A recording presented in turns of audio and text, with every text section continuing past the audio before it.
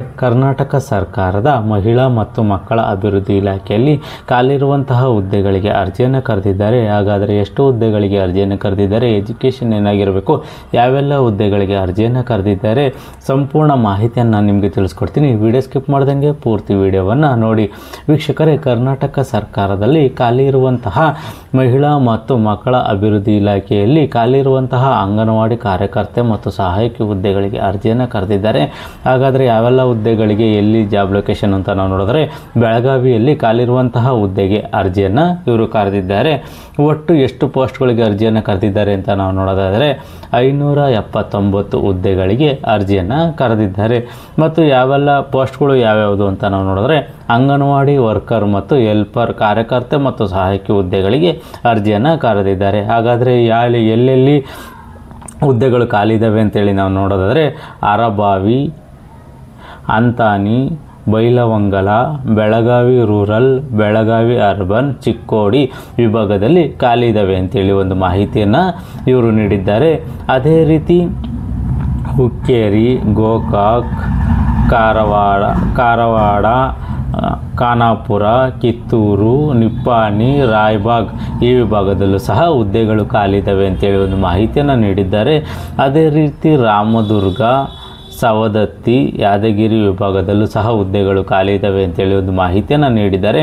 ಈ ಹುದ್ದೆಗಳಿಗೆ ಎಜುಕೇಷನ್ ಏನು ಆಗಿರಬೇಕು ಅಂತ ನಾವು ನೋಡಿದ್ರೆ, ಅಂಗನವಾಡಿ ವರ್ಕರ್ ಈ ಒಂದು ವಿಭಾಗದಲ್ಲಿ 12ನೇ ತರಗತಿ ಪಾಸ್ ಆಗಿರಬೇಕು.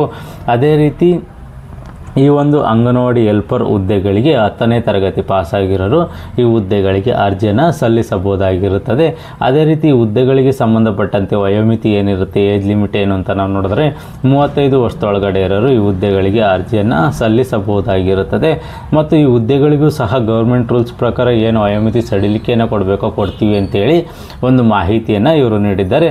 ಅರ್ಜಿ ಶುಲ್ಕ ಏನಿರುತ್ತೆ, ಅಪ್ಲಿಕೇಶನ್ ಫೀಸ್ ಏನಿರುತ್ತೆ ಅಂತೇಳಿ ನಾವು ನೋಡೋದಾದರೆ, ಈ ಹುದ್ದೆಗಳಿಗೆ ಯಾವುದೇ ರೀತಿ ಅರ್ಜಿ ಶುಲ್ಕವನ್ನು ನಿಗದಿಪಡಿಸಿಲ್ಲ. ಫ್ರೀಯಾಗಿ ನೀವು ಅರ್ಜಿಯನ್ನು ಹಾಕ್ಬೋದಾಗಿರುತ್ತದೆ. ಅದೇ ರೀತಿ ಹುದ್ದೆಗಳಿಗೆ ಸಂಬಂಧಪಟ್ಟಂತೆ ಸೆಲೆಕ್ಷನ್ ಪ್ರೋಸೆಸ್ ಯಾವ ರೀತಿ ಇರುತ್ತೆ ಅಂತ ನಾವು ನೋಡಿದ್ರೆ, ಮೆರಿಟ್ ಲಿಸ್ಟ್ ಮುಖಾಂತರ ಈ ಹುದ್ದೆಗಳಿಗೆ ಆಯ್ಕೆಯನ್ನು ಮಾಡ್ಕೊತಾರೆ.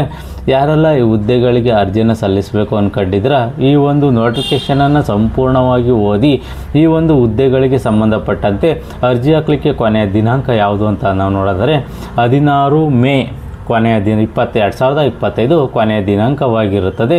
ಈ ತಾರೀಕಿನೊಳಗಾಗಿ ನೀವು ಅರ್ಜಿಯನ್ನು ಸಲ್ಲಿಸಬೇಕಾಗುತ್ತದೆ. ಇದು ಆನ್ಲೈನ್ ಮುಖಾಂತರ ಅರ್ಜಿಯನ್ನು ಸಲ್ಲಿಸಬೇಕು. ಮತ್ತು ಈ ಹುದ್ದೆಗಳಿಗೆ ಸಂಬಂಧಪಟ್ಟಂತೆ ನಿಮಗೆ ಹೆಚ್ಚಿನ ಮಾಹಿತಿ ಬೇಕು ಅಂತ ಹೇಳಿ ನಾವು ನೋಡೋದು, ಏನು ಬೇಕು ಹೆಚ್ಚಿನ ಮಾಹಿತಿ ಅಂತ ನಾವು ನೋಡೋದು, ಹೆಚ್ಚಿನ ಮಾಹಿತಿಗೋಸ್ಕರ ಅಧಿಕೃತ ವೆಬ್ಸೈಟ್ ಆದ KARNEMAKAONE.KARNIC.in ಈ ಒಂದು ವೆಬ್ಸೈಟ್ಗೆ ಹೋಗಿ ನೀವು ಹೆಚ್ಚಿನ ಮಾಹಿತಿಯನ್ನು ನೀವು ಪಡ್ಕೋಬೋದಾಗಿರುತ್ತದೆ. ಯಾರೆಲ್ಲ ಈ ಹುದ್ದೆಗಳಿಗೆ ಅರ್ಜಿಯನ್ನು ಸಲ್ಲಿಸಬೇಕು ಅಂದ್ಕೊಂಡಿದ್ದೀರಾ, ಈ ಒಂದು ನೋಟಿಫಿಕೇಷನನ್ನು ಸಂಪೂರ್ಣವಾಗಿ ಓದಿ ನಿಮಗೆ ಇದು ಸೂಕ್ತ ಅನಿಸಿದ್ರೆ ಮಾತ್ರ ಈ ಹುದ್ದೆಗಳಿಗೆ ಅರ್ಜಿಯನ್ನು ಸಲ್ಲಿಸಿ. ಈ ಒಂದು ಮಾಹಿತಿ ನಿಮಗೆ ಇಷ್ಟವಾದರೆ ಸಬ್ಸ್ಕ್ರೈಬ್ ಮಾಡಿ, ಶೇರ್ ಮಾಡಿ, ಲೈಕ್ ಮಾಡಿ.